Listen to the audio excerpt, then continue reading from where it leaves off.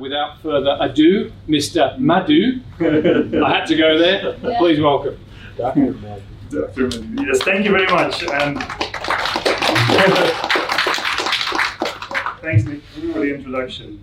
I'm actually super pleased that we have this great panel later this evening. I'll try to get the introduction below 30 minutes. I'm actually happy to speak before Gary because I know it's really, really hard if you come after Gary. It's always a very exciting talk. So people coming after Gary have a really hard time getting the vibe going. So tonight I would like to talk about how we can empower developers in writing secure code. What can we do to make sure that within your organization it does not become a struggle between developers and application security to get really security going. And to start this talk, I would like to take you back to to last year when we moved into a bigger office with our growth, and I actually found this particular frame in XKCD about SQL injection. Nerdy one, funny one, but the very interesting part was actually the back of the XKCD. When I turned it back, it said "Merry Christmas" from Jacob, 2008. Jacob was my manager at that time at Fortify, and he gave me that XKCD about SQL injection. So I was like, "Oh my God, that's 10 years old, and we're still working on that same problem." And at the same time, I then looked up like, "Hey, how old is this thing?" And it's actually 20 years old, and we're still talking about this thing. So I was wondering, like, why are we still talking about SQL injection? Why is this still a thing? And there's actually multiple reasons. But first of all, let's have a look at a couple of data points. And according to Cisco, still 1 out of 3 applications contain SQL injection. And I think if I look at scans, if I have the opportunity to look at scans from organizations, then I think the data is accurate. 1 in 3 still has SQL injection problems. Maybe 2 out of 3 does not have a database, but anyway, 1 in 3 still has SQL injection. So why are we still in that situation? 1 out of 3, a 20-year-old problem. Well, the first thing is we have a lot of legacy code, right? We have a lot of legacy code, and turns out it is 30 times more expensive to fix a problem later on than when you do it from the start. 30 is, ballpark the cost. On top of that, if you think about it, it's not only that, but a lot of developers right now have that copy-paste problem. You have to do something. I have to pick up a piece of data from a database. I know some code that is working. You quickly copy-paste it into yours, and suddenly you actually copy vulnerabilities over because nobody is fixing it. It's too expensive to fix it. And it actually works. So the code is working, it's functionally correct from a security perspective, it's a problem, but nobody is fixing it because it's super, super expensive. And you may wonder, why is it so expensive, to fix problems in code? Well, to use an analogy, it's very, very similar to building a house. You construct a house, and when you finally move in after everything is done, when you realize that the wiring is fault, well, it is super expensive to get that wiring correct afterwards. So if you do that after the fact, it's really, really hard to correct something. And the exact same thing is happening with code, It is not as simple as a 2-second fix in code. No, if you find it very late in the development lifecycle, you have to go all the way back to the start, which means you have to give it to a developer. He has to think about, well, what is going on over here? He has to do some research into, first of all, what was the intent of the application? What is going on in this particular function? That's the first step. The second step is really figuring out how to do this from a secure way. Okay, and then after that you go through QA, staging, deployment. Interesting data point. There's a lot of numbers out there. People say, it's 10x more expensive or 100 more x expensive. To my knowledge, there's only one piece of real data out there, which is collected by Jim Ralph from Aetna. What Jim did was he actually he did a calculation. He looked into what kind of tools did I buy, like Fortify, like Web Inspect, and he looked into all these tools, and then he figured out how many problems are these tools finding, and how much does it cost me to remediate these problems. And these are actual numbers, and it's a real trend that the earlier you can find these problems, the cheaper it is to fix these problems. So that is when you find the problem before it becomes a breach. I think we can all acknowledge that once you are breached, it costs you a ton of money. And these are just a couple of data points. Sony is very notorious, and that was actually through a SQL injection. But it was more than that. Sony got hacked a couple of times. One of them was through SQL injection, where the guys actually stole an Excel sheet with all the usernames and passwords. They stored it over there. Anyway, so the data shows us that the number of vulnerabilities is increasing, the number of exploits is increasing. And how do I know that? Well, if you look at the wiki page of SQL injection, well, a guy started tracking all the known breaches on SQL injection. And then that guy simply gave up. After a while, a couple of years ago, he simply gave up because it was becoming so big, the number of public disclosures on SQL injection, that he simply gave up. And also the data shows us that the cost itself to remediate that problem after the fact, the cost of the breach is increasing over time. So one problem, cost-wise, it is very expensive. We're not looking into the legacy code to fix it, and at the same time, we keep on making the same mistakes. Second problem, security and development is an unfair game. And even my title, when I was writing down the title, I was like, well, that's maybe the wrong title, because we're talking about the game. We're already setting these people up for failure, because we're already talking about tension between security and developers. And that's exactly the case. How many people have to guide developers? How many application security people have to guide developers? Well, we think it's around 1. Is there real data out there? Yes, there is real data out there. So if you look into the BSIM, and I think Gary is going to touch on that later on, what BSIM says, and so BSIM is really collecting real data from real firms. What BSIM says is that it's less than 2. It's less than 2 people per 100 developers that need to be guided. Think about that for a second, less than 2. So you need to really look like one person needs to guide 100 developers on a day-to-day basis. There are questions coming in, you have to guide 100 developers. Did you talk to 100 people this week? Are there 100 people in this room? Did you talk to everybody? 100 people is a lot of people, and you're on your own. You have to guide these people on your own. Why do we say it's only 1 and not 2? Because BSIM says it's a little bit less than 2. Well, the BSIM is really looking into organizations that already thought about application security. And if you do not think about application security, well, you will not be part of this whole data gathering exercise. Okay, so it's definitely less. And also what we see in the field, if we're talking to people, we quite often see, actually I had a conversation right before the presentation started, and I'm trying to figure out, like, hey, in your organization, think about it. How many people do you have to guide if you're application security?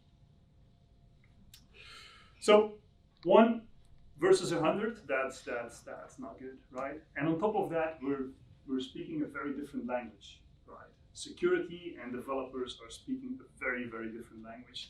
The developers, they build code, they are proud of what they're doing. They tend to sit normally internally into an organization, so they're very, very proud of what they're doing. At the same time, the breakers, they quite often come in very late. They often come in as externals, and they are super proud if they can break your code and say how bad you've done that.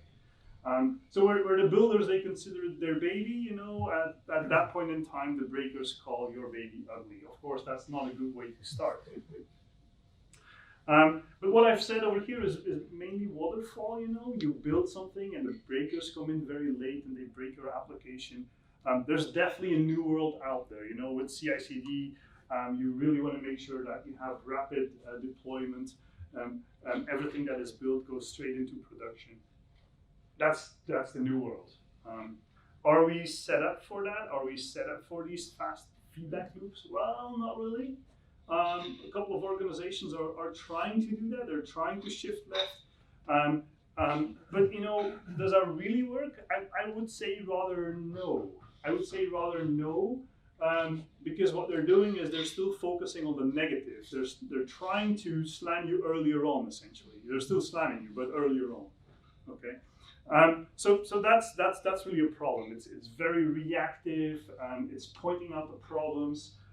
It definitely increases the tension between security and developers. So you may ask yourself, is there like a better approach? Is there a better approach to bring developers and security together and collectively make this thing better? And we think there is. We think there is. If we look at what people actually do, how you actually code, well, you're a developer and you write code, which at a particular point in time you check into a repository, it gets built, you deploy the application, and it's running. Today, I would say a big chunk of the market is focusing on the right-hand side. The security organizations, 90% I would say is focusing on the right-hand side. SAST, DAST, EAST, RASP, call a four-letter acronym that Gartner invented, and it's all on the right-hand side trying to find problems in code. Very reactive, it's detect and react. They're trying to shift more left, but it's still very pointing out the bad stuff. But how about thinking about the people? How can we empower the people? How can we give the people some interesting stuff to learn about security, so that instead of trying to shift all these tools to the left, how can we actually start with the core of tackling application security the right way, which is the developer. It's the developer writing code. It's the developer checking things in. It's the developer caring about the code. So we're convinced that with engaging tournaments, training, coaching, assessments, you can make sure that you bring that knowledge to the developer so that you can ultimately start coding right and prevent vulnerabilities from being introduced in the first place, or if they spot something, that they can remediate that. So thinking about developers, who are developers? I would say developers are super creative problem solvers. If I look at the engineers that work very closely to me, which is in Bruges, Belgium, well, they're very, very dedicated. They like what they do. It's almost their hobby that they turn into their profession. They did that before school, before they even went into computer science, they were already creating code, hacking into code. So they have a very creative mindset. So for them, it is, yes, it's a job that brings in money, but it's a hobby that turned into a job. So think about that instead of tools. These are the people that are behind the code. Think about that. So how can you approach that now? How can we give you a blueprint on how to develop a secure coding program? Well, I think it has to go step by step. You first have to crawl, then you have to walk, ultimately you have to run. So if you're starting with a program, it is a very good idea to get a lay of the land. Who's in your organization? What's the culture of your organization? Where are people located? Who are your stakeholders? How can we do an onboarding session? So try to figure out who's in your organization, what is your target in your organization, what do you try to achieve, and try to get the lay of the land. Every organization is different, so really try to understand the culture of that organization and who's involved in that organization. That's really the crawl phase. The walk phase, finalize your plans. Come up with a plan. How will I get people engaged? You finalize the plan, you talk to stakeholders, you talk to management, and you make sure that everybody buys in. Very, very important. And always make sure that from the top level you get buy-in into your security program. Start to work with a small group. Try it out, see if it works. But make sure that you have the global mindset of your organization, and make sure that you say, we're going to try this with one small team, but we're going to instantly kick off a global campaign to make sure that people are aware of this and that they look forward to something like that. That's the walk phase. And ultimately the run phase. Do it. Onboard everybody. Make sure there's like an official launch. Get some metrics in place. Figure out why people are onboarding or why other people are not onboarding. And ultimately, you want to make sure that there's an ROI. And I'll talk about that in a second. What's important? I think we can think about this in three ways. There's people do this for awareness, you can do this for training, or you can do this for skills verification. First of all, there's awareness. Some organizations, they say, you know what, it has to be part of our culture. We want to make sure that security is part of our culture. So for us, we want to make sure that we get a training program up and running, because developers, we want to give something relevant to them, or make sure they get something that is relevant for them on a day-to-day basis, that they look at code which they can actually recognize. Other organizations are doing this for training, where they say, you know what, developers are curious, they say, well, I'm very interested in training, everybody gets a week or 2 weeks of training a year, provide me with something interesting. Well, in that scenario, you can provide them with the secure coding training. At that point in time, you make sure that ultimately they're going to write secure code in your organization. So it's a very meaningful training. Last but not least, you can do this for skill verification. The way I see this is there's definitely a correlation between a good developer and a security savvy developer. And that security savvy and a good developer really wants some recognition. He wants to make sure that he can ultimately say, you know what, I went through the training, look, black on white, I'm good, I know what I'm doing. And I can, potentially go to another organization or make my way up in my organization so that I can prove that I can do these things. The lay of the land, if you have an organization, how do you look into that? So on the left-hand side, as you can see, like, you think about how many developers do we have, what kind of locations are they in, what kind of languages are they programming, is it COBOL, is it Java EE, is it what is it? What are their sprint cycles? You want to know everything about that particular organization so that you can map your program as close as possible to something meaningful. Or when do they have releases? Normally when they have releases, it's quite a stressy time in that organization, so don't do it at right before a release, but maybe do it just after a release when there's some downtime.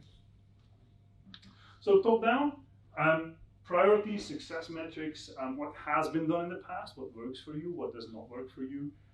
Quite often when we come in with our training solution, there has been trials with training solutions, and some stuff worked, let's pick the best of that, and some stuff did not work, so let's see how we can turn it around. But also define ultimately what you would like to achieve, and there's different things that you can achieve. So goals, priorities, and success metrics. How does that look like? To give an example, a goal can potentially be certification. You say, well, you know what, in our organization, we're a payment, we do transactions, we need to be PCI DSS compliant. Well, if that's the case, make it meaningful, make it really meaningful for your developers, that if you give training about SQL injection, that they can recognize that. The priority can, for example, be to eliminate that particular category of problems, the SQL injection categories. And the success metrics, well, measure the impact. Do not measure like, well, how many people did take the training for how many hours. That is something to start with, but ultimately you want to figure out, hey, at the start of the program, how many vulnerabilities were they introducing? At the end of the program, did it go down? That is the impact. You want to see real impact of your training program.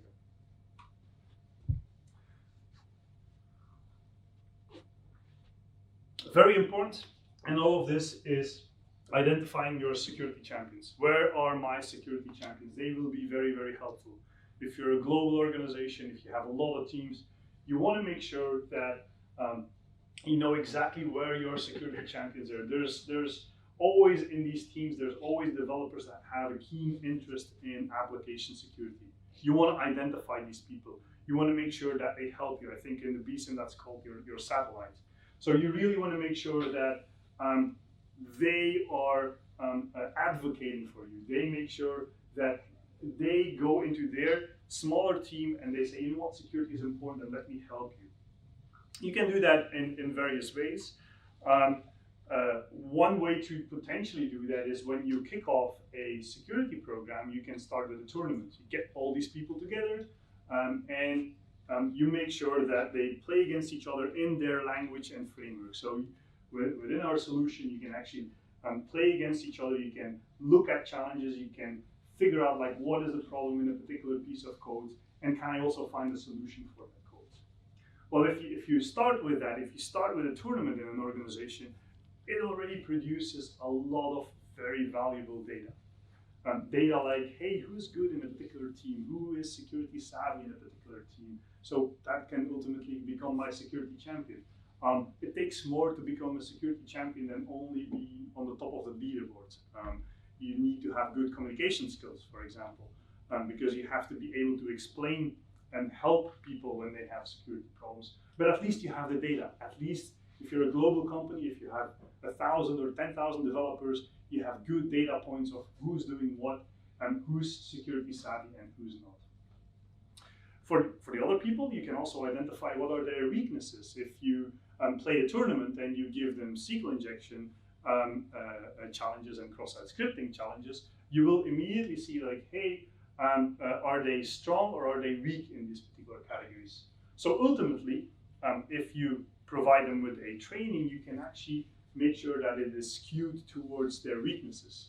So you focus on their weaknesses and you say, oh, in particular teams, they do they work a lot with front end, and we see that cross-site scripting is a problem. Well, you make sure that your gamified training is really skewed towards that. You make sure that they tackle these particular problems. Ultimately, it's all fun and games, but you need to do an assessment. You know, if you have to be PCI compliant, for example, you really want to make sure that you can prove to the auditor that your developers are skilled, and an ideal way of doing that is through an assessment. Everything from a tournament to running out a training program to an assessment can be overlaid with communication. Good communication is key in all of it. A couple of examples, you know, use Slack as a mechanism to get the engagement going, and use blogs, get a newsletter out. Think really, really hard about the communication part, because this is really critical in the entire program. Last but not least, measure. I think I already touched on that. Measure the impact. Try to move away. Initially you're going to start measuring how many hours people spend on the platform, how many people are on the platform, and so on and so forth. But ultimately, you really want to measure the impact that the training program has on these developers. What you really have to take into consideration is you're building something for developers. Although your goal is to make sure that they write secure code, your goal is that they help the security, the application security department, make sure that you understand the developer, that you make something, that you roll something out where they can say, oh, I really want to do that. You know, it is good for me. I understand what I'm doing. I'm learning something. I want to do that. I really want to do that.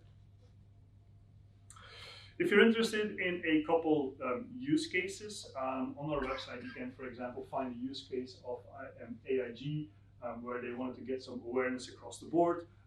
They really made good use of our tournament. They actually did the whole program around tournaments, and what they did over there is they get trophies in there, they made badges, they made everything look really fun. So that everybody in the organization was rallying behind the program, and ultimately they achieved what they wanted to achieve. Another example is, for example, a US Tier 1 organization. Over there, they really wanted to focus in on a couple of vulnerabilities. What they did over there is they made it mandatory for every developer to only make one challenge a day, 3 to 5 minutes. But they measured again the impact. They measured the impact at the end, and it was 60% of their 60% in decrease of their vulnerabilities that they saw in their organization. To wrap this presentation up, the things that I touched on is it is super expensive to fix vulnerabilities late in the game. If you do it in an IDE, or if you do it and you shift it all the way to the front, it's much cheaper. I know that's not always possible, but if you want to move forward, you need to think about the developer. The developer is writing the code in your organization. If you upskill the developer, you're going to have a better return. You're going to make sure that they write secure code from the start. Understand your goals and priorities. Set your goals, set your priorities. Because without that, you know, it's meaningless. Always take a positive spin on things. Try to avoid the negative. We know security is quite negative. Look for the positive. How can we help the developer? How can we make sure that he's empowered to write secure code from the start? And ultimately, do not measure the training by itself, but measure what the impact is on the entire organization.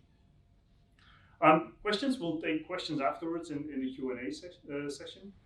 So with that, I would like to hand it over to Gary's talk. I'm actually super pleased that Gary was able to make this talk. So I actually got started thinking about software security in the mid-90s when this language called Java came out. Anybody heard of Java? And there were these crazy claims like Java is secure and anything written in Java is secure. And I was wondering, what the hell does that mean? It's a programming language. So we started breaking Java, and we started getting lots of press for breaking Java. Wrote a couple books with a guy named Ed Felton way back in the day. And what that did is made me think, why is it that the sort of uber wizard people who built Java, Bill Joy and Guy Steele and the others, screwed it up? And if you are not even a wizard like those guys, like these are the ultimate geeks, if you're not even a wizard, where would you go to not screw it up? Like, how could you learn not to do what those wizard guys did? And there were 0 books at the time on software security. There were a few papers. There was a Smashing the Stack for Fun and Profit by Aleph One. There was Bishop and Dilger's work on race conditions. There was some stuff in Frac, but there were no books. So I wrote a book called Building Secure Software with John Viega in 1999, and that was, I guess, 12 books ago. So that's kind of where I'm coming from. I did help to run Cigital from 1995 to 2016, from, I guess, 7 people to 500 people, and we sold it to Synopsys in 2016. So, you know, a little bit of business experience too. But that's where I'm coming from tonight. I want to try to explain some of the key lessons of software security really simply. And I really would like this to be interactive. So if you have questions, just, you know, throw something or raise your hand or whatever. Make some noise. I am retired, but right now what I've been working on is machine learning security. That is the security of machine learning, not machine learning for security. So if you think about security engineering, if you're going to cram some machine learning stuff into your existing system, what do you do to not screw that up? It sounds exactly like the same question from Java security, because it is exactly the same question. And strangely, nobody's been asking that yet. So we're going to come out with something probably next month on that work. Oh, one other thing about this. I'm from a town called Berryville that has about 2,000 people. So this like impressive sounding name, the Berryville Institute of Machine Learning, is pretty hilarious if you know what Berryville is. It's not Sydney, let's just put it that way. Right, so first I want to talk about some basics of software and some basics of security that we should all know. I think the first one is fairly obvious, especially to people who've been developing software for a long time.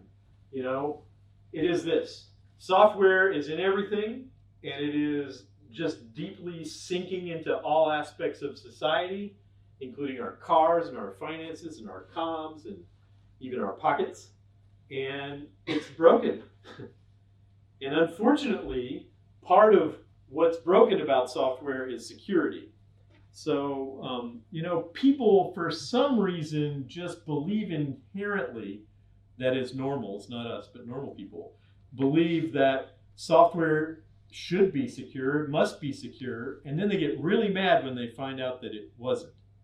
You know, and we never said software was secure. We just sort of produced some software, and you know, everybody assumes that it's secure, and then when it breaks, they get really mad. And you know who they get mad at? Us, because we built it. So, you know, we have to work on this problem. That's kind of the software world. In the security world, we also have some ancient metaphors. My favorite metaphor that's very silly and wrong is this idea of perimeter security, which in 1325 was a pretty important idea. Like when the edge of technology was you strap metal plates to your body, you get on a horse covered with metal plates, and then you use a stick to knock the other guy off of their horse with the metal plates. And imagine that you're metal plating, whatever, 10 kilometers, that's as far as you could probably go to the next castle over, and you see water around the castle. Wow, that sucks. Because you're covered with metal. But these days, if you wanted to take that out, you just do this. And frankly, that's the same thing that's going on in software. We cannot try to defend our software by putting a thing around it, like a firewall. And especially in the days of massively distributed software and highly dynamic systems where we build assemblies on the fly, and DevOps-y, whatever it is that we're doing, we cannot expect to use perimeter security. So we've got to get rid of that metaphor. That's a thing that security people still haven't quite gotten over. And back to the dev side, if you ask developers what they think security is, they're going to naturally be attracted to thinking that it's a thing. Because developers and people who build systems are trained in their whole career to think about features and functions and how long it takes to create a feature or a function. So naturally, when you say to a developer, put some security in there, also make it secure, they're going to think it's a thing. And the thing that they first think it is cryptography. So the idea that if you just sprinkle magic crypto fairy dust all over your software, it'll be instantaneously secure is cute but wrong. And the problem really is that security is not a thing. Security is a property, kind of like reliability or safety or dependability or security. Those are all emergent properties of systems. So we have all of those things that we're working against. The other thing that's tricky about security is there's no perfect answer for everybody in all cases. You really have to figure out how much security is enough and how much is too much. It's an economics problem, really. You want to make the economics of the attacker who's coming after your system turn upside down. So they have to spend more to attack you than they get by attacking you. That means you have to have the right amount of security and not too much. And that's a tricky balance. I guess one way to think about this is there's a guy named Gene Spafford who's a professor at Purdue, and he says the most secure computer in the world is one that has its disk wiped and it's buried in a 10-foot hole filled with concrete. That's a very secure computer. It's also extremely useless, And if you're in the job of securing things by making them extremely useless, you're not going to be in that job long, are you? So that's one of the issues we've always faced in security, is being the sayers of no. We're going to know, but we were going to know. But how about no? We have to stop doing that. We have to say, try it like this, do it like that. Oh, here, let me train you how to do that right ahead of time. So those are some very, very basic philosophy things that I think are still sinking into security. One of the things I want to emphasize for all of you people who clearly have some security experience is this. There are a lot of people out there in the world you're going to come across who do not know those things that we just covered, who do not understand that software doesn't have a perimeter, who do not understand that software is the problem and not the network, and who do not understand that security is not a thing. So that might seem really easy to us. But don't forget that there are a lot of people who don't know the easy things, especially when you're selling stuff like software security. You're trying to get your organization to understand software security. You have to keep those things in mind. Right, BJ? Right, so now let's talk about software security. This is something that's been around since 1999 or so. First occurred to me to think about this in 97, and then we wrote a series of articles for DeveloperWorks, which is an IBM thing, and that turned into building secure software. The real question to ask first is who should do it? And we have this weird dichotomy that still exists out there in the world between IT and operations security and engineering.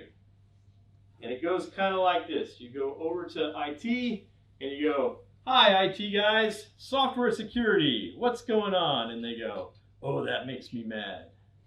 They say, "Yeah, you know, those software guys over there, we really hate those guys. They're the worst. Like, we really don't like users. Users are terrible because we have this perfect network that we built, and then the users. And those are like users with compilers. It's the worst kind of user. They can really screw things up. So, you know, don't talk to me about that. And you're like, whoa, okay, sorry. Step away from the ops guys and come over here to engineering and say, so, how about software security? And they go, yes, software, we do that. Yeah, but how about making software that's secure? Oh yeah, security. Yeah, no, that's over there in IT land. I think if you just talk to them, we don't really like those guys though. They're kind of pasty. They never really get out of there. They're like moles. They're like underground. And they don't get any sun. And not only that, I can't even run my stuff. Like I had this perfect thing. It was all ready to go. And then I tried to field it, and all the firewall rules blocked all my stuff, and it stopped working. And so I just chmoded it 777, and now it works fine. You know, or sorry, Unix joke. These guys get it.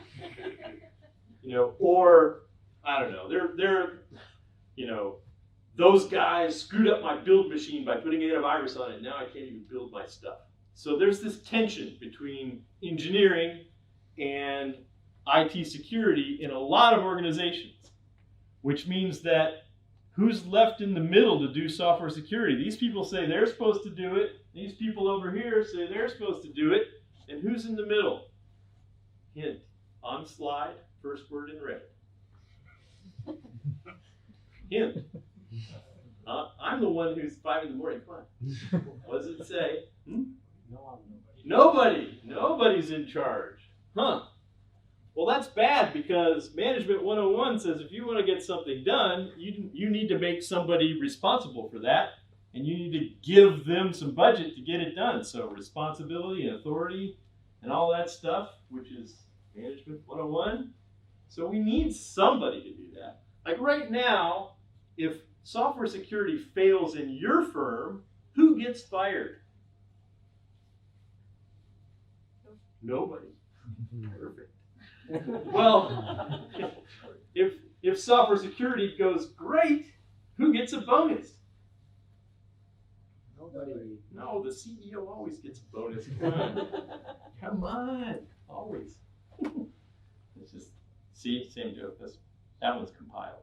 Right, so we need to find somebody to do software security. And I believe that should be the software security group. Matias talked about a software security group and who should be, how many people need to be focused on that problem in an organization. It certainly cannot be something that's just widely distributed. Like, you know, we're going to have it be 1% of all the developers. Well, that's cute. That means nobody's doing it. So you got to coalesce that into an actual group. I think it should be a group with responsibility for it, who can get fired and also get bonuses. And that group is called the software security group. So that's number one thing that we've learned over the last 20 years.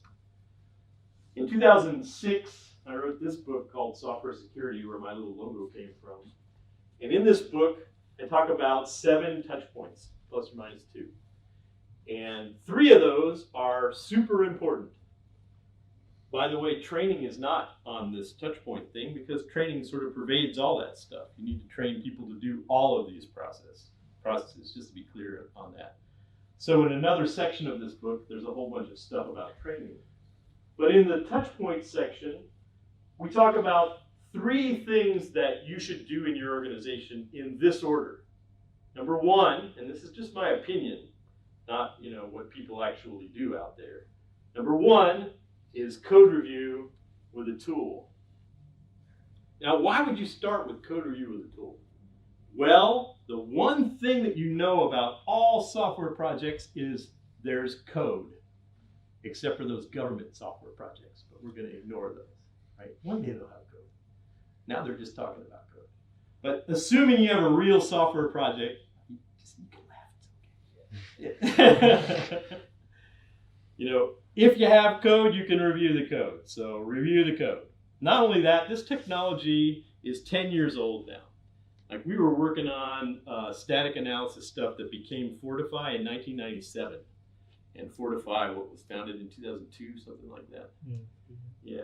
And You know, it was a Silicon Valley rocket. It was incredible fun to watch that. Now that kind of technology is available from all sorts of places. There are many tools that do static analysis, and there are many different platforms, and you can pick your tool for your platform. You know, I'd probably pick Fortify for enterprise Java. I'd probably pick Coverity for embedded C and C++. Probably pick Ruby on Rails Brakeman for Ruby on Rails, and I would probably just shoot myself in the head if it was JavaScript. And you know, those are the kinds of things that you can use for code review. So that's number one. Number two is architectural risk analysis, sometimes also called threat modeling. The idea is that there are two kinds of software defects out there in the world. Bugs that are easy to find in code. You just like find them on line 42 and you go, oh, that's cross-site scripting, damn, got to get rid of that. And flaws. And flaws are trickier because those are at a higher level of description. If you're an architect, you think at the level of flaws. You might not know exactly what a flaw is. But let me give you a simple example. Here it goes. Forgot to authenticate user. So anybody can run the code and they can do everything that the code can do because there's no authentication or authorization model at all. That is a flaw from a security perspective, and it's an error of omission. So you can look all day long through the code and you never find it because it's not there. Right? So errors of omission are not a thing that you can actually find in the code because they're not there. Right? So that's number two. So these are the first two things you should be doing in software security. And the third thing is pen testing. Now wait a minute. Everybody does pen testing, and they all start with pen testing. Why does everybody start with pen testing? Because it's sexy, it's spectacular. You get to blow stuff up and like cause fires and make people feel bad. You can call their babies ugly. Or if you shift left, get this, you can call their fetus ugly. Yeah, have that one. I was hoping you would say that. Okay, you got a new one. Right? And we all know that it's a bad idea to call somebody's baby ugly. You just can't do that. You can't say, oh, those 3 arms are going to come in really handy. Like, you cannot do that. Just zip it, right? So none of that. So how does penetration testing work in the real world? Who's had a pen test in here? You know, was it fun? I did it. You did it? Okay, I don't talk to you. How about you? Yeah? Was it fun? Yeah. Who did it? Insomnia. Insomnia. Yeah. So they came in, did they find problems? Yeah. Lots. Did that make you feel good? It felt good that we knew about the problems. Did you fix them all? Yeah. Did you fix them all? All from that test. Uh-huh. Next test will be different. Fix them all. Yeah. Yeah. You can have on a yellow shirt. All I'll say. Pen tests are tough because they happen at the end of the life cycle, and it's an expensive time to do stuff. Like if you are done and you think you're done, and then you hire Insomnia or somebody else to do a pen test, and they find problems, then you got to fix it, and all of a sudden you're behind. Like you thought you were just going to get a pen test and get the big old stamp of approval, but instead you got a whole bunch of stuff to fix. Not only that, most pen testing regimens happen in an outside-in sort of a way, in a black box sort of a way, where the pen testers will find a problem and they'll say, you have a problem. And you go, great, where is it? Oh, I don't know, somewhere in there in a jar file. You're like, there's 25 of those and there's 30,000 lines. Did you tell us where? No, just in a jar file somewhere. That's not very useful. So sometimes figuring out what to fix is much more difficult when it comes to pen testing than when it comes to something like static analysis or even architectural risk analysis. That's why I think that these two things are more important to do first before you do pen testing. Final thing about pen testing, just to like put the last nail in its coffin, although I think you should do pen testing, but not first. You know, here's how it works. You hire some reformed hackers, and you know they're reformed because they told you they're reformed. And you give them a week to, you know, hack your stuff. And they find, I don't know, 5 problems, and they tell you about 4 of them. And you look at the 4 and you go, well, that one's too hard. I can't really, no. So you skip that one. And you go, oh, this one, yeah, I can sort of halfway fix that one. So you halfway fix that one. And then you get this one and you go, yeah, I can totally fix that. And you fix it, but you also introduce 2 new errors while you're fixing that. And so how many errors do you have now? More than when you started, which can be a problem if you do pen testing in a crazy reactive way. And unfortunately, that's common. Do you have a question or just stretching? Stretching. Right. Cool. So these are the top 3 things that I think that you can do. And by the way, it does in fact take people who know how to do these things to do them. You can't just buy a tool and throw it at people and expect them to be able to use it. And it turns out architectural risk analysis is hard. Here's another basic thing about security that's tricky. Every single VP of yada yada would like there to be a magic security meter or a magic security box. And you take software, you put it in the box, and it goes ding, secure, ship it, or send it back. Right? So the magic box is something everybody wants. But there is no such thing as a magic security box like that. In fact, there's no such thing as a security meter at all. Instead, what we have is a badnessometer. And here's how badnessometers work. First, we write some canned tests, black box tests. But let's say we're using something like HTTP, so it's stateless, so we can write black box tests. So we have a bunch of black box tests in the can, and we run those against a program, program A. Those black box tests find problems in program A. Wow, those tests didn't know anything about program A and they still hacked it automatically? What do we know about program A? Bad. Yeah, it is bad because those tests that didn't know diddly hacked it. That's bad. There's a technical term for how bad. You know the technical term? Sucks. That software sucks. Yeah, super bad because canned tests broke it. Now imagine we have the same canned test. We run it against program B and we don't find any problems. The pen test came back negative. What do we know about that program?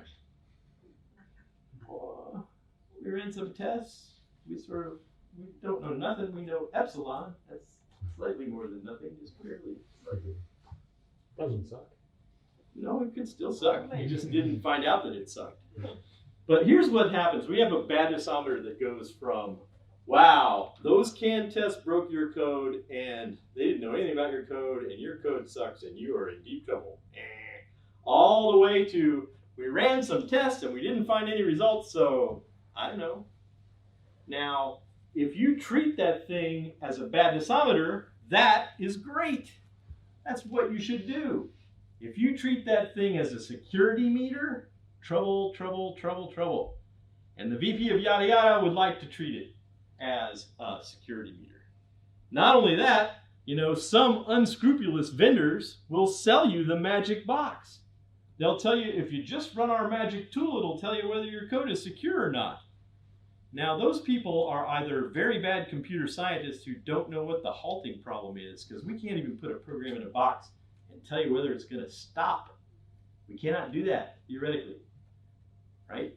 That's the halting problem. So either they're very bad computer scientists, or they're unscrupulous liars, or maybe both. Right? And so we have to stop that as geeks. We can't allow that to happen.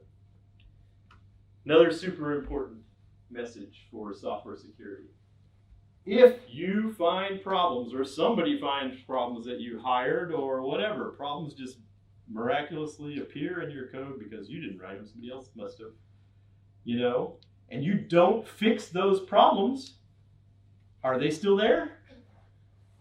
Like if you run a static analysis program and you find a bunch of bugs and you put them over there in the results pile, then what? You know, did they get into Jira? Did you fix everything in Jira? Anybody ever fixed everything in Jira? I didn't think, why is the nervous laughter? What's up with that? You know, is there a special magic security flag that says, oh, this one's really important, you gotta do this one, or not? That's a good question, actually. Nobody fixes all the bugs, so how do you know you fixed the security ones? How bad were they? What are you supposed to fix first? And gosh, What can you fix faster than what you couldn't, what's the priority? These are all things that we have still got work to do in software security. But don't forget, if you hire some people to do your pen test and you don't fix the code, your code is probably in even worse shape. Yeah, because just like the Pinto that was, blowing up, the lawyers were like, oh, well, don't tell anybody. Like, that's a bad idea. Like, don't get a pen test and don't fix it. So lawyers are just like, yeah, do it. Especially in the United States. Right, so the bug list is huge, and we still have to work on that. My belief is that fixing stuff faster is the key to software security. So moving left is one way to put it, or being all the way left, getting in somebody's brain and fixing their brain, that's about as far left as you can get. That is a way better way to fix software than, later on you look at the code and you find a problem and you're like, oh yeah, we fixed that problem later. And then the other problem is something I've already alluded to. Defects come in two flavors: bugs in the implementation, in the code, and flaws in the design.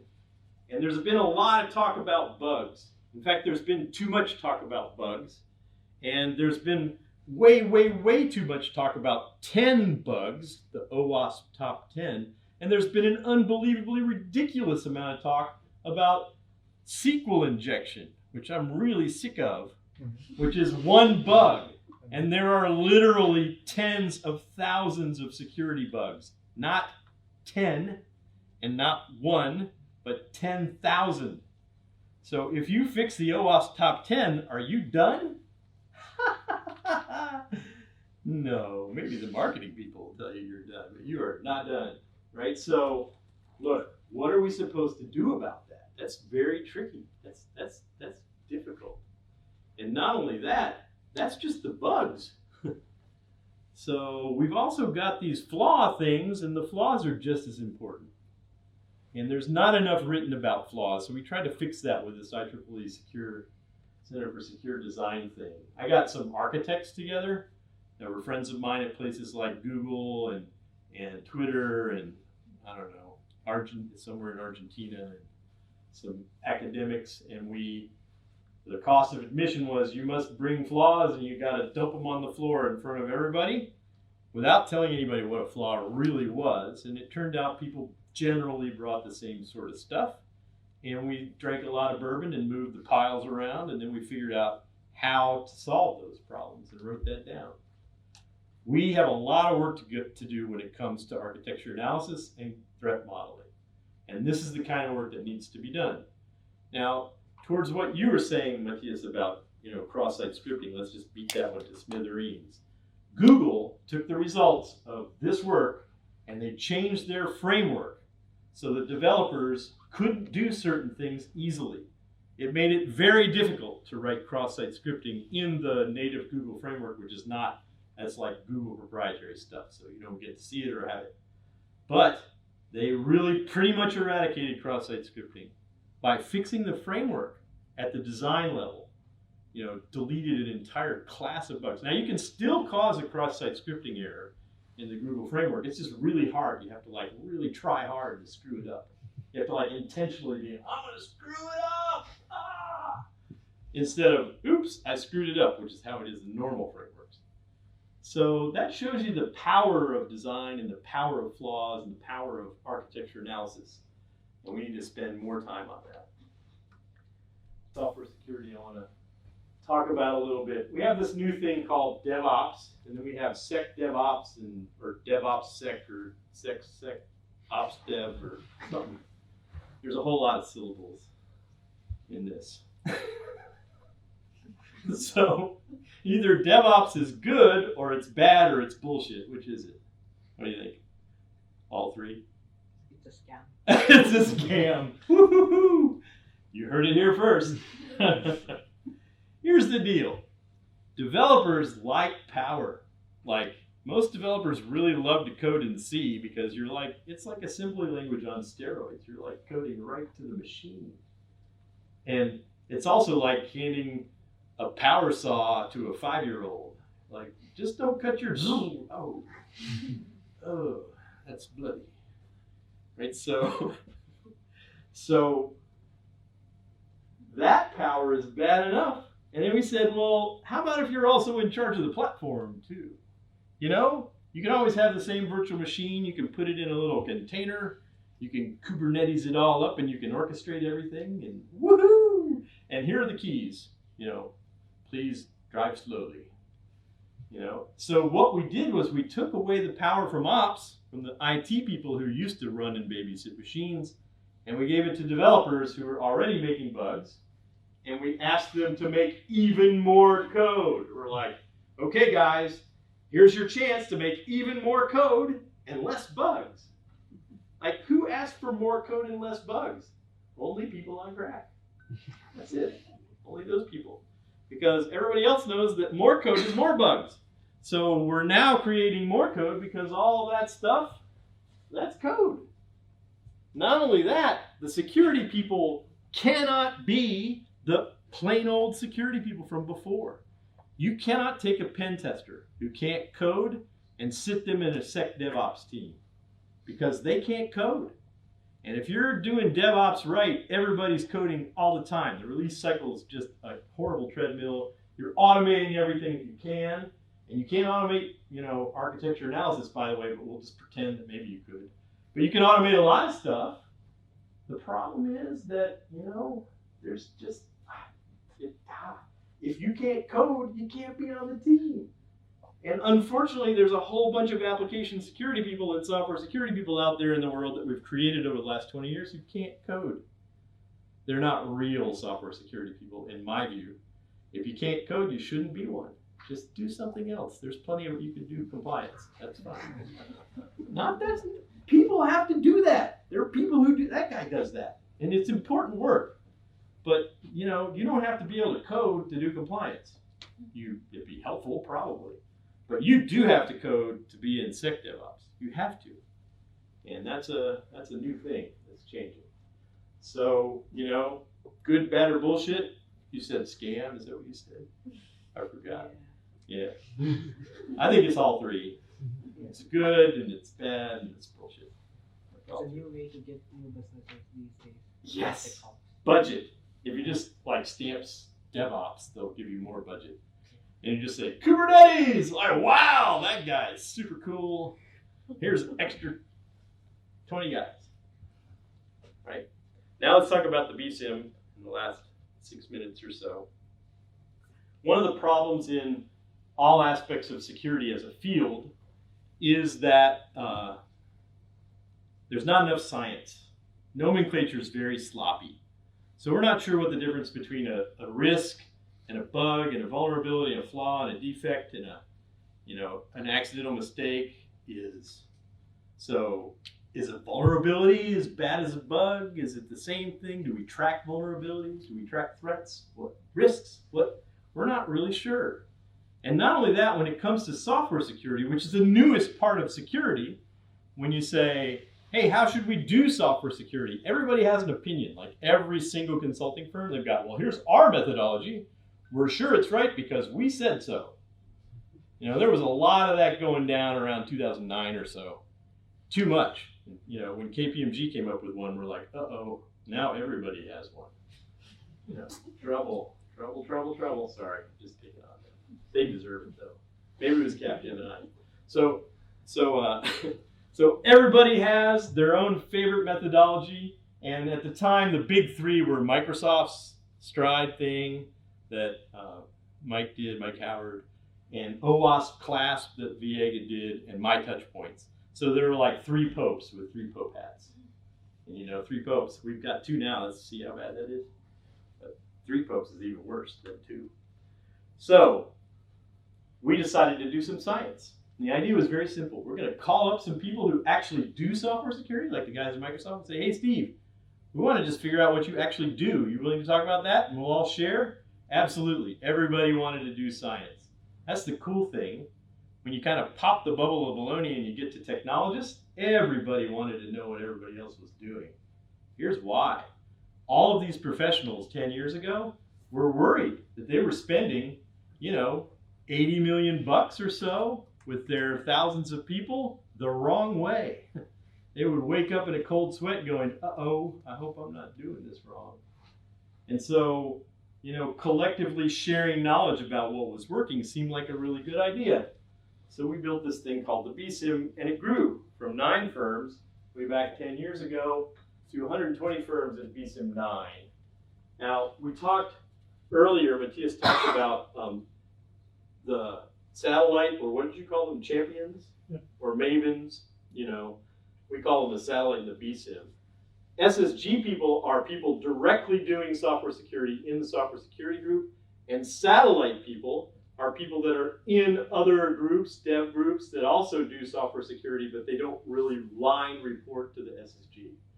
So back in BSIM 1, there were about 1,000 people we were talking about that were trying to control the work of 70,000 people. That's not very fair, 70 to 1 was the ratio then. Now, 10 years later, we have 415,600 developers. That's more than 2. And we have 1,600, we got about, 7,800, 7,900 full-time software security people working to control the work of 500,000 developers. So it's still not fair. The 1 to 100 is generally speaking, right? 1 or 2, something less than 2, slightly less. But what that means is, we still have a lot of work to do in software security. And if you're sneaky and you're in the software security group, the first thing you do is try to empower the developers so that it's their fault. Really. So you train them, you give them tools, teach them how to use the tools, you teach them how to do it, and then you sort of step back and hopefully they do it. And that's really the way to spread software security. It has to be done by everybody. So the idea that everybody should do it and think about it is philosophically correct. But if we just start out that way, there's not enough critical mass to actually get things going. That's why you need a software security group to move that. Other things about these numbers: 50 financial services firms, 22 tech firms, 19 healthcare firms, 17 cloud firms. That's a lot of real software. One of the coolest things about the BSIM that I'm the most proud of is if you ran software today of any sort, it was probably touched by the BSIM. Probably any software on planet Earth. So here are some of the firms in the community. There's some banks, like this big bank and that big bank and that big bank. There's some software security companies like that one and that one and that one. There's some people who build platforms like that one. There's some people who build chips like these guys and those guys. There's all sorts of stuff up here. There's a lot of healthcare and insurance, and there's even another chip guys. But my favorite category of all is people who really screwed up, and now they have to do the BSIM because they screwed up so badly.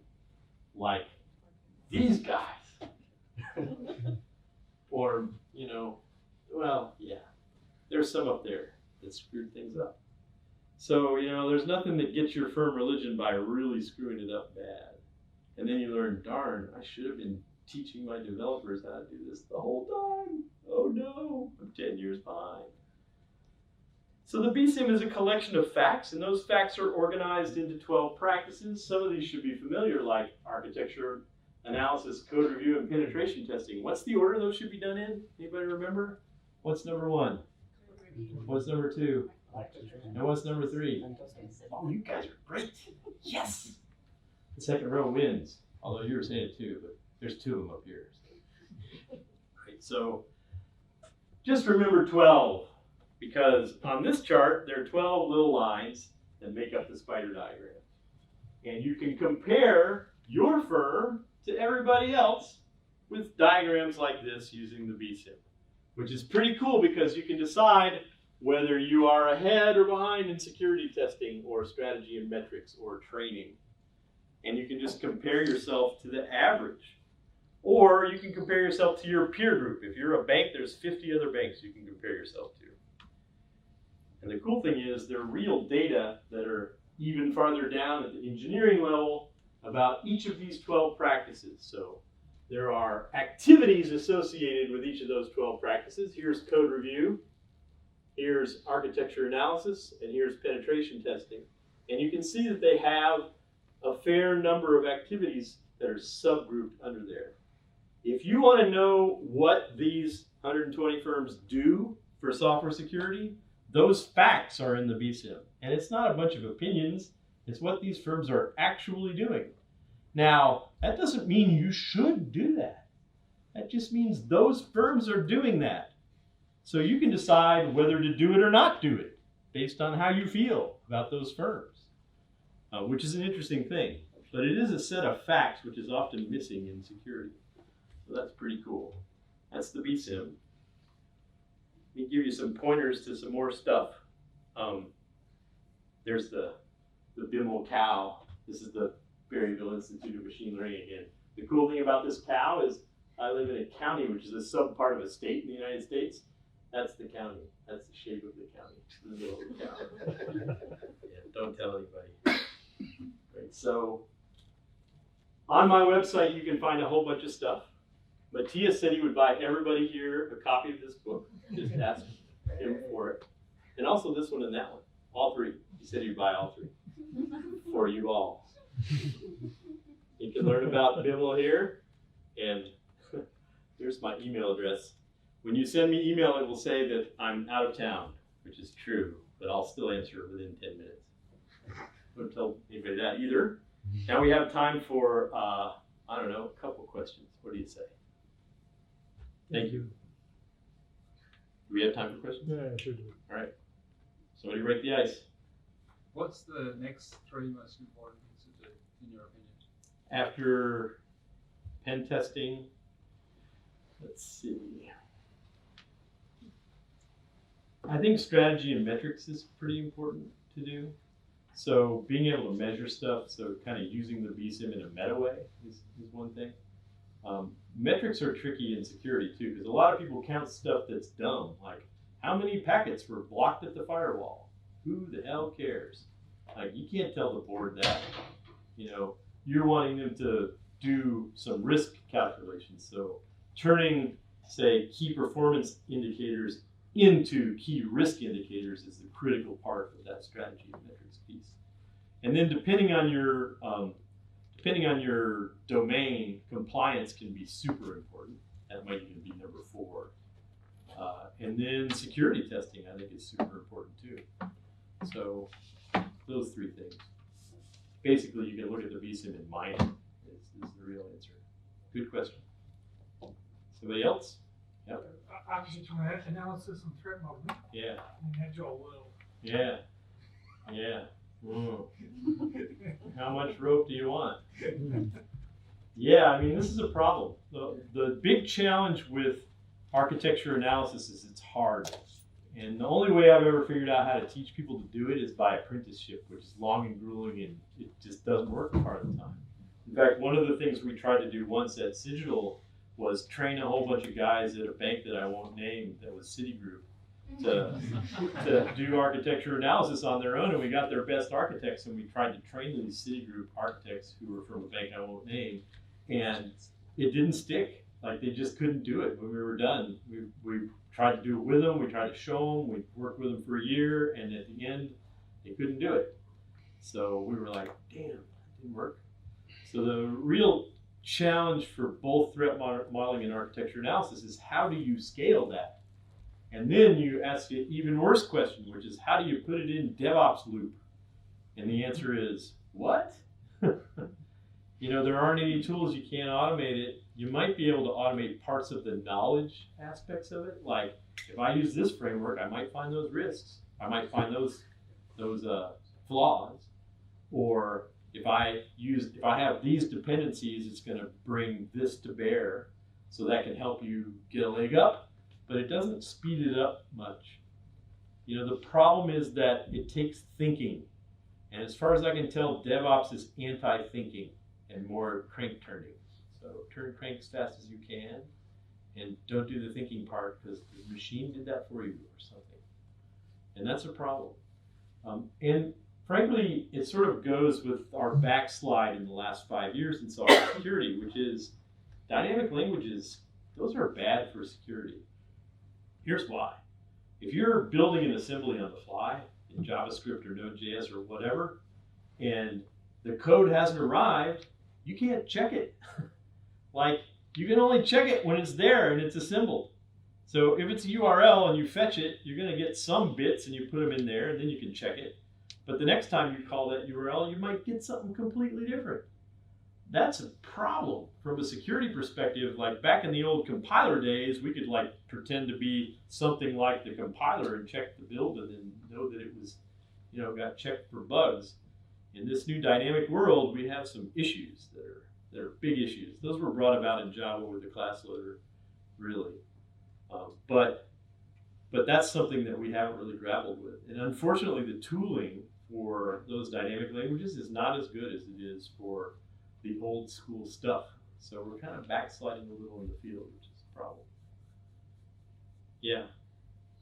Gary, a lot of what you're talking about is around software security, but what I'm seeing is apps are getting deployed out into cloud and there's configurations around that cloud environment. Yeah, which is also software.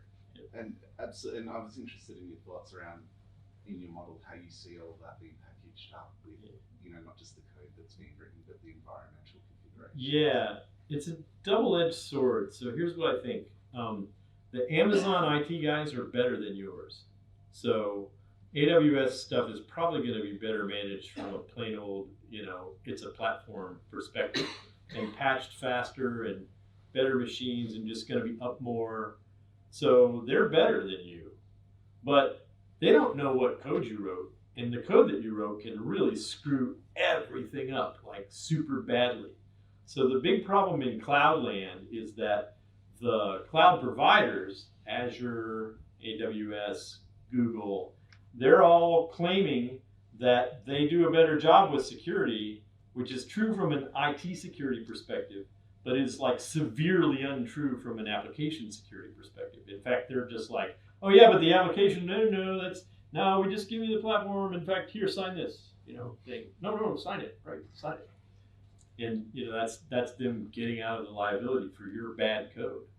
So I believe that the problem of software security or application security in cloud land is even more pressing, mostly due to the great marketing of AWS and Azure and Google. Really good question. One more, or are we done? We can actually invite Edwin and Matias to join you on the panel with some cleverly crafted slides. Who's that guy? To tell you who's who. You and Edwin, would you like to come up? Welcome, Edwin. Can you introduce yourself if you don't mind? Yeah, absolutely. So my name is Edwin, and I look after application security at Tyro Payments. So what else should I say? I'm not sure if you guys know about Tyro. Tyro is a merchant bank. We're based in Sydney. We've got about 400 people right now, and we actually do DevOps. Need that conversation too when we talk about the panel discussion on that. And we got security champions, and we obviously do pen testing and all that stuff. And How many people are in the group? And how many, to lead into the conversation that Gary mentioned, how many application security people are in your group, and what's the size of the development group that they have to steer? All right, so the company's about 400 strong, and we've got about 160 developers. So we divide them into tribes, and tribes are all business functions. So we've got one for banking, one for payments, and so forth. And we've got in each development team there is a security champion in there, and we have 5 application security engineers. So it's maybe about the ratio you talk about. Yeah. All right. So let's. Now I have no mic. Sorry. Any other questions before I move into 3 topics that I had scoped out for the evening? Sorry. There was one over there. That's right. Nope. Then I actually have scoped out 3 topics that we can potentially dive into. The first one is around culture and how to bring developers together with application security. So Gary, you have the knowledge of multiple organizations, but yeah, you have the knowledge of multiple organizations. But maybe let's start with Edwin. So you're deep down into one organization. Let's see, like, how are you bringing together developers and security, and maybe let's then get the view of Gary that can compare that to a broader spectrum. All right. Well, to share that, I'll start a story about how Tyro began. So Tyro, when we started, we were a payment switching company. So before it became Tyro, it was actually called Money Switch. And just a bit of history about that. It was actually founded by 3 Cisco engineers. They had an idea called Metaplex, some sort of switching system. Sold to Cisco, became really rich, came back to Sydney to retire. But they're in their 30s. Retirement sucks. Yeah. That's what you're doing. Yeah. And at that time, the RBA had a call for competition to say that, hey, there's not enough competition in the acquiring space. And those guys are like, let's take them on. Let's do that. Let's become an acquirer. So, you think of networking, so you call it switches. So it's money switch. You move money around, which we changed the name because it sounds a bit, it's a bit like money laundering, isn't it? Money switching. So, and what happened was 10 years after we got granted that license, Apple reviewed it and said, hey, this call to action didn't work. It actually failed because only one company took it on, which was Tyro. So they came back to us and said, hey, this special ADI that you guys have, we're not going to offer it to you anymore. When it finishes, you got to do 2 things. You can either keep operating, but you got to get someone who has that ADI to do the business with, or you could become a bank. And we're like, hey, let's be a bank. And being a bank, there are more security requirements as compared to just being an acquirer. So when you're an acquirer, all you got to do is you got to secure your FPOS terminals, and you own all the hardware. But with a bank, you got to do deposits, lending. You got it's a much larger surface area. So that helped because security was at the forefront for becoming a bank. So got the buy-in from management straight away. But the people who are writing the code, the developers, they didn't quite get it initially. And what I discovered is it's not because they don't care about security. They believe in security. They just don't think that what they're writing is not secure.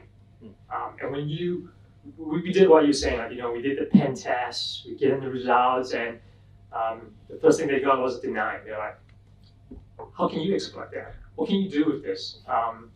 Yeah, you got a cross-site scripting vulnerability. So what?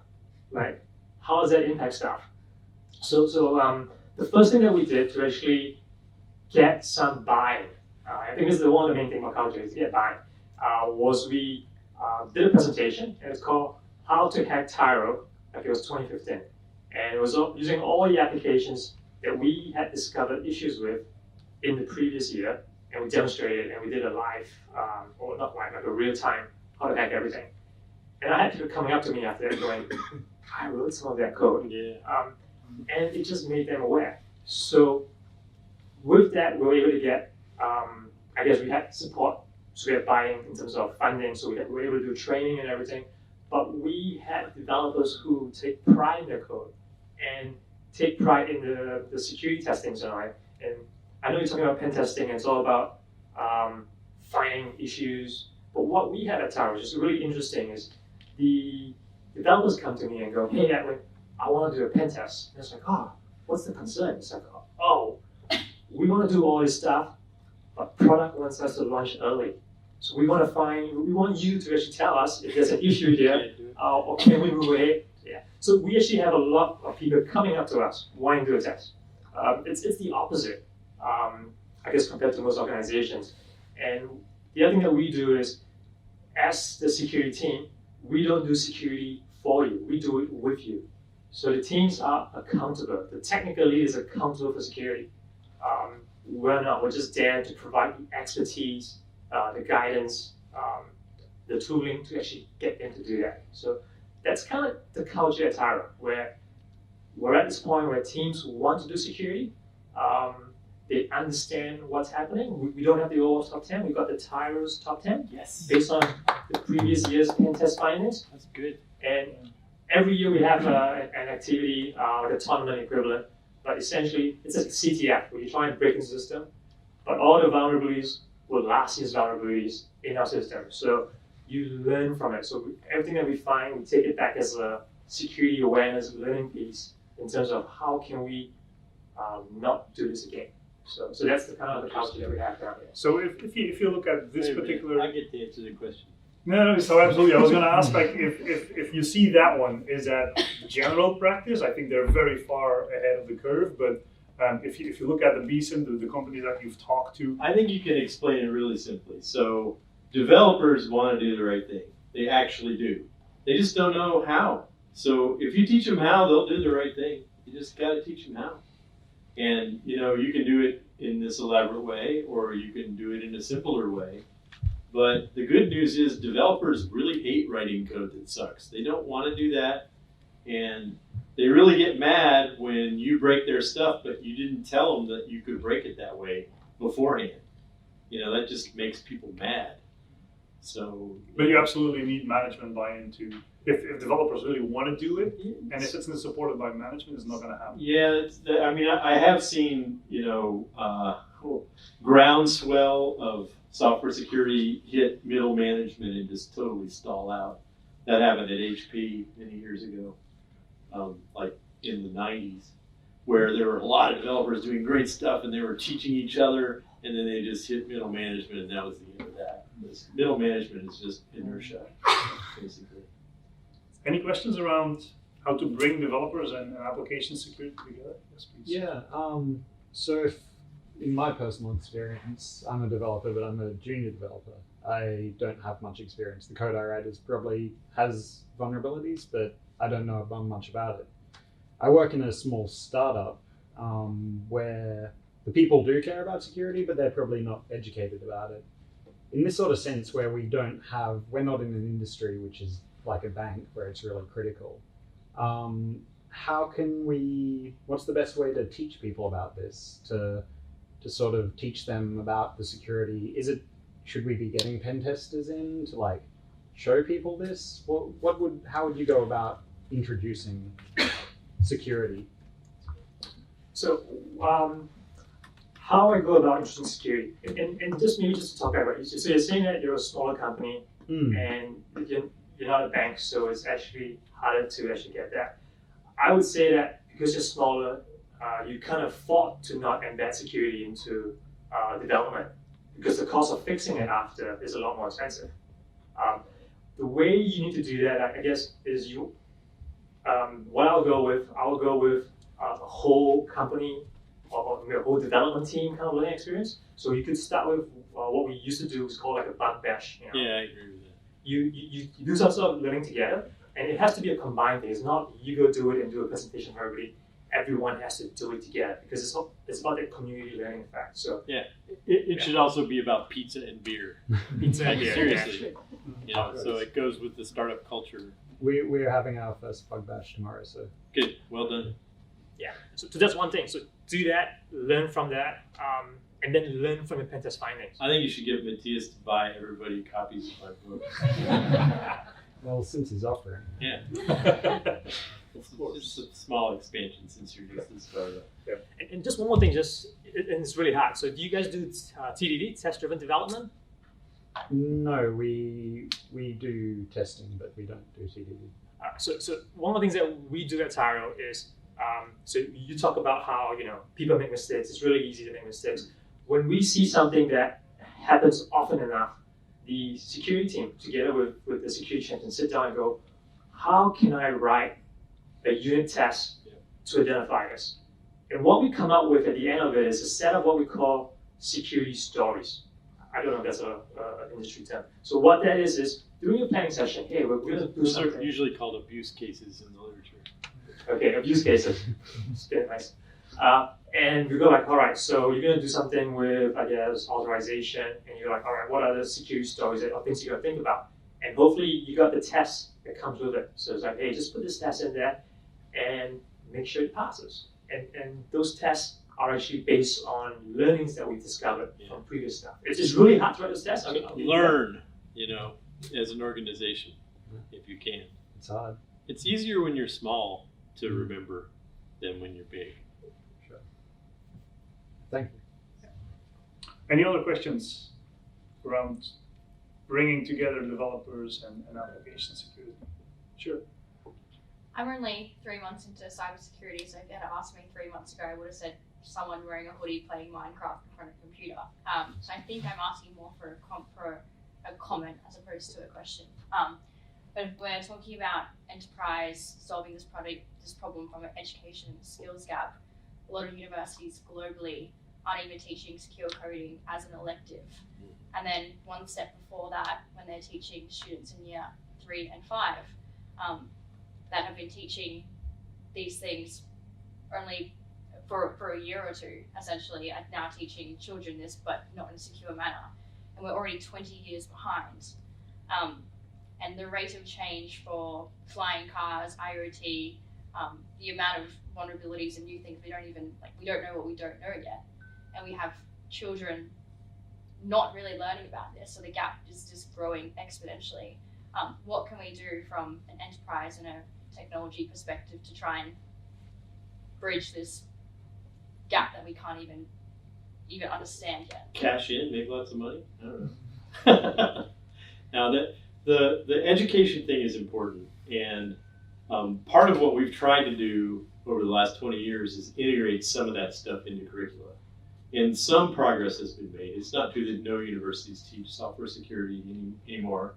One of the best ways is a way that they do at UC Davis, which is to have secure coding coaches that are available to people that are just taking regular coding classes, and they can bring their code and have somebody review it with them. It's very much like in an English department where you're writing a paper in English literature, and somebody will check that in a review situation as just a sidetrack, and it was set up to mirror that. So at the university level, you can do that sort of thing. The good news is that, well, up until recently, we were trending properly in terms of base programming languages. So Java is a lot better to use than C or C++ for a number of reasons, the main one being type safety. And that trend meant that we were moving in the right direction in terms of tech stack. So if you taught kids to write Java first, that was better than teaching them to write C or Pascal or Fortran or whatever that wasn't type safe. JavaScript has moved that backwards, unfortunately. But that's really the way to solve the problem in a big way, is to change platforms. And now I'm going to get really highfalutin on you. The problem that we have in computer science is that since the 40s, we've been thinking about computer science theory and intentionally building the most powerful machines we can devise, universal Turing machines, to solve really simple problems that don't require a Turing machine. So, for example, your dishwasher probably has 8 or 10 states. You can do that with a deterministic finite state automata. There's no reason to have an 8080 chip in there. So we are, causing our tools as people, because we're lazy or we don't want to store these chips we already built in a warehouse. We're causing these things to have too much power, and then we're getting really mad when part of what they can compute is malicious. So one of the things I'd like to see change in computer science theory is some notion of shrink wrapping to the smallest possible machine. And you can think of this, if you're really thinking about security in a hardcore way, as the principle of least privilege from Salzer Schroeder 72 applied to computer science theory. And I've been asking theoreticians all over the place, like at many, many universities, to work on this, and so far nobody's done it. But I think that would help a lot more than teaching. Just basically take the power away. So if people are incapable of creating those bugs because they have a smaller machine to play with, that's probably better. I'll add to it. I definitely agree. There's definitely a shortage in security people. We're trying to fill some roles and we can't find anybody. But I do feel that that's changing. There's a lot more demand now for those kind of roles. I start to see curriculum coming in universities, and I think it's two main events, right, that drove this. Wasn't it the Target breach and the Equifax breach that kind of made security more important? For the Equifax breach, people at the board lost their jobs, And now it has been shifted to, hey, now it's now the board's responsibility for security. For Target, there's a lot of money that they were being fined for. So those are the main things out there. People lost their jobs there too. I know the 2 guys who lost their jobs. So there you go. So I think we're seeing a lot more demand for this kind of roles, and I think the universities are then tailoring for it. But I think right now it's just we have a really good community. You know, you've got the B-sides that happened last week. More of these things happening around, and just hopefully people start getting into it. And a lot of security that I know were developers first and moved into security. So that's also another way. That's way better. Yeah. Good track. So hopefully that answers your question. Any last question around application and security? Otherwise, let's switch gears to another topic, which is budgeting. Let's start with you again. Around, I think you have already answered the question, but still, then maybe I would like to dive a little bit deeper, because it feels like, hey, your organization deeply cares about security. So in your organization, what is kind of the split or the allocation between training and tooling? How much are you really going after the developer and trying to educate him versus tooling? Like how does that work? So we don't have a split, like how many percent out. We do have a program, and so what we have is everybody who joins Tyro as a software engineer, once you pass the probation, we send you on for a security training course. It's essentially a professional hacker course. It's a mindset course about thinking about, as a developer, you're thinking about success path. You know, how does this work? How does that work? This course is about thinking about what should it not be doing? How can I verify that it shouldn't be doing this? So everyone does that. So that takes up a chunk of our budget depending on how many people we hire into the company. And I guess in terms of budget, I don't go and say, hey, I need X dollars. We kind of go in terms of, we need this capability, we need to upskill certain things in there. So we kind of sell the value instead of how much money we need to sell. So there is no fixed proportion or anything. Maybe you can chip in on that. Yeah, so we tried to figure out what proportion of IT budget or budget in general for a corporation should go to software security in the first place. We weren't able to even get that. And the problem is that everybody budgets differently. So if you say what percentage, that doesn't work. If you say what's the head count, that doesn't work. So sadly, everybody's different enough that you can't make any statements given the BSIM data about that problem.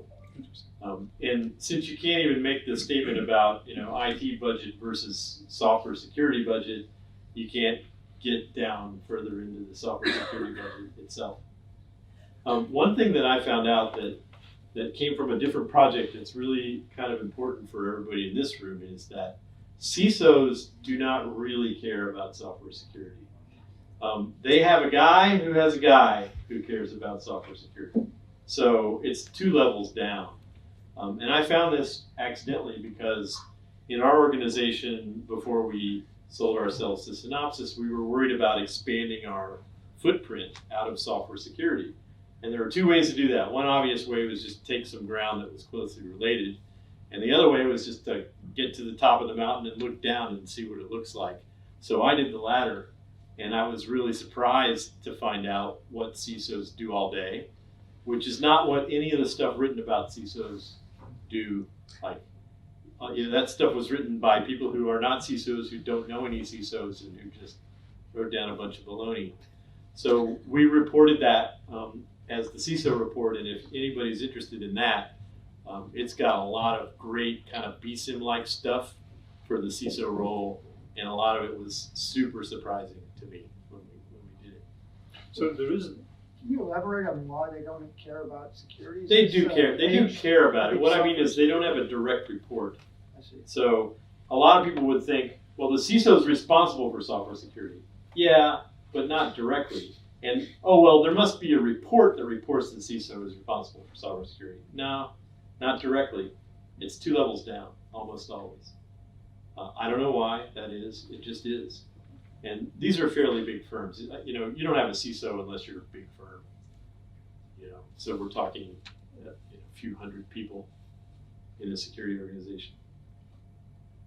So you've just mentioned that you cannot put up a percentage, but there's still the data from Jim Routh. So it's essentially a certain chunk, but then he worked with that certain chunk of money, and he actually did an analysis, but he didn't go the way back and see what that percentage was then of the organization. Yeah, and I don't think that Aetna's numbers are going to be relevant to most other firms. So I wouldn't copy the way Jim did it at Aetna, and he's not even doing it the same way now in his new place.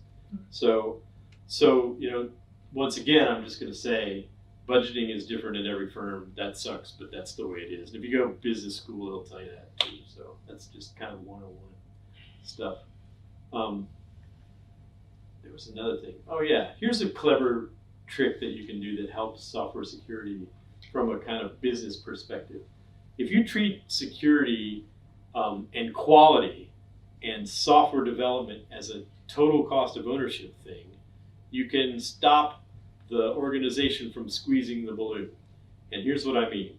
If you tell developers, you need to get this done under budget and on time, then they will. But quality will go down because they're trying to just hit the date and hit the number. And so quality gets squeezed that way, and your maintenance costs go haywire. And you can push that back into total cost of ownership by having people charged back against their future maintenance costs. So they have to not only come in on time and under budget, but they also have to estimate their maintenance costs, which means they have some clue about quality. And if they get it wrong, they get a clawback. And that works like a charm. That's serious management crap right there, but that actually works really well. So, little piece of advice from management. Any other questions around budgeting and application security for these guys? No, then let's tackle a last subject around outcome of a particular training. So again, let's start again. How can you measure the outcome of a training? How do you do this, guys, within your organization? So we don't really have a way of doing it. I really want to have a way to, justify the expenses that we spend for that. Right now, what we do have is the results of the pen test findings that we had when we were starting on this journey compared to the pen test finding results that we have right now.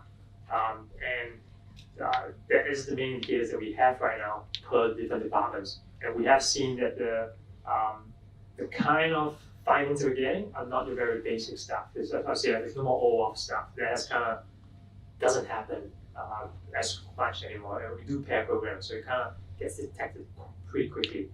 We're finding other stuff in there, so that kind of just demonstrates how we're doing. And I'm saying that every year, we try every year, usually maybe 1.5 years, we do an event which we call HackBlitz, which is a learning event for the entire engineering department. So it's all about learning from past experiences. So we try to measure, are we still seeing those same vulnerabilities that we taught people about? That's one way to do that. And the other thing that we also find that whenever we do something like this, the next few weeks, we get developers coming up to us and going, guess what I found in this code? This particular vulnerability. So I think that was also a good way of doing it. There's no specific measurement, especially per developers. It's just as a collective whole. That's how we measure it. Yeah. Any advice, Gary, that you can give on how to measure training? Nope. Most people measure incorrectly, which is they count the bodies who went through it, and they just do percentage complete. But so there's a whole practice. One of the 12 practices in BSIM is entirely around training. Yeah. So no measurement whatsoever in that entire practice? Not really, and that's probably the weakest of all practices. So if you look at the BSIM, that's the one we actually refactored completely once because we had to. Here's why. 20 years ago, everybody started with training, and then they checked that box, and then they forgot about it. And then 10 years ago, they went, oh, damn, that training is 10 years old. But we don't really want to do anything about it. So now it's 20 years old. And in some sense, the field moved on without training, swelling back up where it needs to be. So I like to see what you guys are doing to make training much more relevant and modern and gamified. I think that that'll help. If you figure out a way to do measurement in a reasonable fashion, that'll help too. Because training is so old-fashioned now, it's just boring as hell, and you just want to get it over with. And anything that can be done to fix that is absolutely necessary right now. Isn't it also based on the style of training? Like I remember back then the training was a classroom session, right? Like, hey, we're going to show you web code. It's like, we don't write web code. Yeah, right. We're not even Unix guys. So then the training has evolved to, hey, this is the app that we have. Now we're going to make it like a competition thing, or something more relevant to what you have. And what we're planning for this year's hacklist, not entirely, so it's okay, is we're going to actually give everybody a application that was a Tower application, and we're going to remove all the Git history and put some vulnerabilities in there. And they're going to try and fix it as a team to try and discover what the vulnerabilities are. And the way the scenario is being played is you've inherited this dodgy application. And try and fix it. And once you fix it, you're going to commit that change in. We're going to have our own CI/CD pipeline or CI pipeline, which will put our test code to verify that you have fixed it. And then after 2 hours, we're going to give your code to the other team next to you to review your implementation and see if it's good. Yeah, that's a good thing to do. So one of the problems in security is that all the fun things like capture the flag are completely irrelevant to software security for the most part. And with the National Science Foundation in the States and the University of Maryland, we came up with a thing called Build It, Break It, Fix It, which is a much different and way harder to run kind of competition where teams build software. I like your idea of using something from Git and stripping the old stuff and adding bugs. That's called mutation testing in the literature. That's really a good idea. However, this starts from scratch. So you have to build something fairly simple in a known platform, and then you swap and everybody breaks the stuff, and then you gotta fix it, and you get scored on each of those three things. That's not hugely common, but it's really, really cool when it's done right. I know about 5 universities doing that right now. So, that's one sort of thing to do. What else was I thinking? What was the original question, Matias? Measuring outcomes. No, it was okay. Yeah. So how can you measure the outcome of the training? Yeah. Because that's an entire practice in BSIM. Yeah. Yeah. Okay. Any final questions? Yes. Absolutely. Yes. Well, so you talked a lot about Tyra and how you do application security there, about upskilling developers and the training and penetration testing. So do you do any code review as well? Do you so I think that could be one of the measures to figure out that the developers did really good when doing their coding. So the question is, did we do any code review? And the answer is yes, but to a degree, not as much. So we got all this, we don't scale. So we got, I think, 14 delivery teams and 1 application security team. We've got security champions, and we also got a base level of security training for everybody in there. So there are some apps that we have identified. Actually, we do code review when we get requested by, so teams will come to us and say, hey, can you do a code review for us? And yes, we do code reviews for those teams who request for it. So who's your attorney? That's the first thing to do. Don't ever say that. Well, we do pair programming, so you always need 2 people to actually make a code in there, make a change in there. So you got people 4 eyes on that, but for us doing a code review on that, it's on a per request basis. Yeah. So a little less snidely, but it is the case that there are attorneys on the beach, and they're going to ask you, do you do code review? And the answer better be yes, because if it's not yes, you're going to get in big trouble. And we're seeing that happen in the U.S. Probably the first big settlement was the D-Link case that just got put down in the States. And those guys got in big trouble for software security, and it was big trouble. I think it's also worth calling out the difference. There's a difference between code review and security code review. Because in code review, you're looking at it in terms of logic. Is it doing what it's doing? And what we find is that people doing code reviews are not looking out for those particular things in there. So code reviews everyone should be doing that. Security code reviews, we do it ad hoc by us. Yeah. All right. I was going to say, strangely enough, Google released their code review guidelines a few days ago. Talking about security in there. Yeah. So yeah, I mean, those guys try to fix bugs. They have a really serious testing culture there. So that's one way. They try to find them here and test them quick. But they also have a really serious framework change, and they do a lot of architecture to eradicate bugs instead of trying to review code for bugs. They also have a very anti-code review stance that came directly from Sergey, which is hilarious because he was the student of Bill Pugh who wrote Find Bugs originally. But go figure. And Bill was actually employee 12 at Google, which is why he's the richest professor I've ever known. I would say let's keep the conversation going over a beer. With that, I would like to thank you guys very much for the insights, and I hope you enjoy the evening. Thank you.